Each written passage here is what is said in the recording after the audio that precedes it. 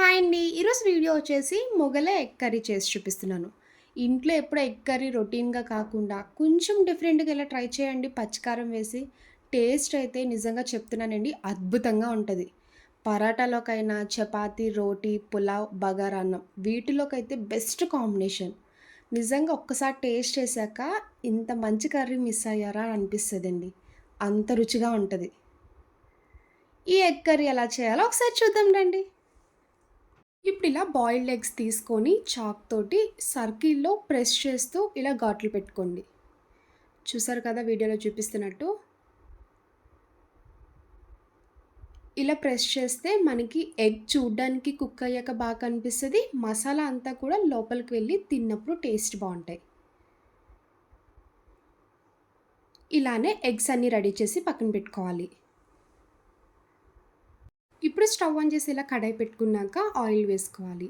చిటికెడు పసుపు, half tea spoon కారం వేసుకోండి. ఇప్పుడు బాయిల్డ్ ఎగ్స్ వేసుకొని లైట్‌గా ఫ్రై చేసుకోవాలి. ఎగ్ పైన లేయర్ క్రిస్పీగా రావాలండి. అప్పటి వరకు ఫ్రై చేసుకుంటే సరిపోద్ది. ఇలా ఎగ్స్ ఫ్రై చేసుకున్నాక ప్లేట్‌లోకి తీసుకోండి. ఎగ్స్ మరి ఎక్కువగా ఫ్రై చేసినా కూడా హార్డ్ అయిపోతాయి.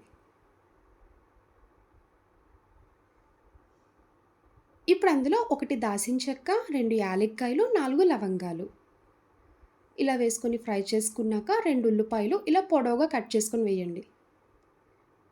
ఈ ఎగ్ కర్రీలో కారం వేయం కదండీ! పచ్చిమిర్చి కారంతోనే మనం స్పైసీనెస్ చూసుకొని వేసుకోవాలి. మీరు కారం ఎంత తింటారో చూసుకొని పచ్చిమిర్చి యాడ్ చేసుకోండి. నేనైతే ఒక 8 వరకు తీసుకున్నాను. ఇలా కట్ చేసుకొని వేసుకోవాలి. ఈ ఉల్లిపాయ, పచ్చిమిర్చి ఒక 50% ఫ్రై అయ్యే వరకు కుక్ చేసుకోండి. ఇలా ఫ్రై చేస్తున్నప్పుడే చిన్నించి అల్లం పైన తొక్క చెక్కేసి ఇలా కట్ చేసుకొని వేసుకోవాలి. ఒక 10 వరకు వెల్లుల్లి పైన పొట్టు తీసేసి వేసుకోండి. 2 స్పూన్లు పుచ్చకాయ గింజలు. ఇలా వాటర్‌మిలన్ సీడ్స్ వేయడం వల్ల గ్రేవీ థిక్‌గా వస్తది. టేస్ట్ కూడా బావుంటది. మీ దగ్గర వాటర్‌మిలన్ సీడ్స్ లేకపోతే 7, 8 వరకు జీడిపప్పు వేసుకోవాలి.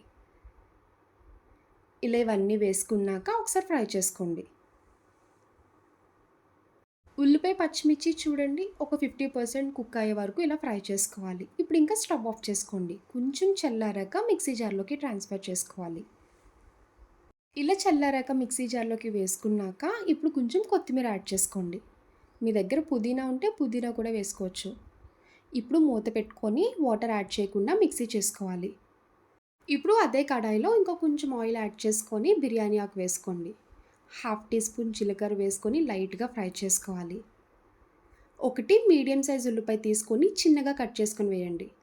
ఈ ఉల్లిపాయ ముక్కలు లైట్ గోల్డెన్ కలర్ వచ్చే వరకు ఫ్రై చేసుకోవాలి. చూసారు కదా ఉల్లిపాయ ముక్కలు ఈ రంగు వచ్చే వరకు ఫ్రై చేసుకోవాలి. ఇప్పుడు మిక్సీ చేసుకున్న పేస్ట్ వేసుకోండి.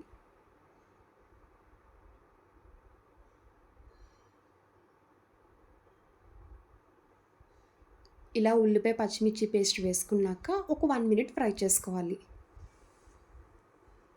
ఇప్పుడు ఇందులో మీ టేస్ట్‌కి తగ్గ సాల్ట్ వేసుకోవాలి. హాఫ్ టీ స్పూన్ ధనియాల పొడి, ఇంకొక half tea spoon garam masala powder add చేసుకోండి. పచ్చిమిర్చి వేసుకున్నాం కదండీ! మీకు కారం సరిపోకపోతే నార్మల్ కారం ఒక హాఫ్ టీ స్పూన్ యాడ్ చేసుకోవచ్చు. ఇలా ఈ 3 వేసుకొని ఒకసారి కలుపుకోవాలి.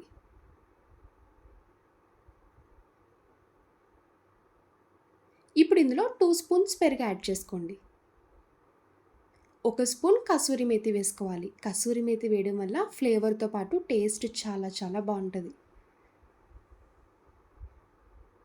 ఇలా మిక్స్ చేసుకుంటూ ఆయిల్ సెపరేట్ అయ్యే వరకు ఫ్రై చేసుకోవాలి.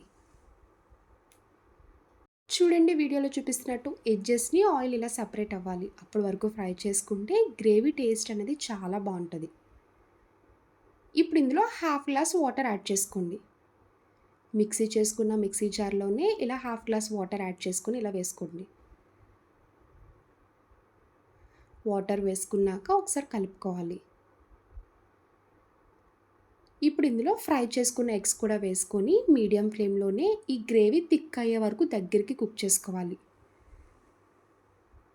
ఇలా ఆయిల్ పైకి తేలే వరకు దగ్గరికి గ్రేవీలా కుక్ చేసుకోవాలి. ఫైనల్‌గా పైన కొంచెం కొత్తిమీర వేసుకొని ఒకసారి కలుపుకున్నాక ఇంక వెంటనే స్టవ్ ఆఫ్ చేసుకోండి. చూసారు కదా! గ్రేవీ కూడా థిక్‌గా చాలా వచ్చింది.